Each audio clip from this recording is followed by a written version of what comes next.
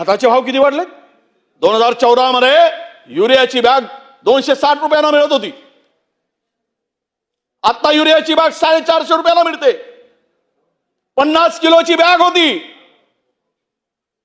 40 किलोची बॅग केली, 10 kilo urea कमी केला बॅग मधला. हे शेतकऱ्यांसाठी. ज्या डीएपीची बॅग 560 रुपयात मिळत होती अध्यक्ष महोदया, 1500 रुपये डीएपीची बॅग झाली. 1500 रुपये. हे सगळे रासायनिक खतांची किंमत वाढली, प्रचंड किंमत वाढवली. तुम्ही बियाणाची किंमत वाढवली, फवारणीची औषधी पेस्टिसाइडची किंमत वाढवली. अनेक देशामध्ये बंदी घातलेले इकडे आणून आम्ही फवारणी करतो आणि कॅन्सरचे पेशंट वाढत चालले. 6000 दिलेत.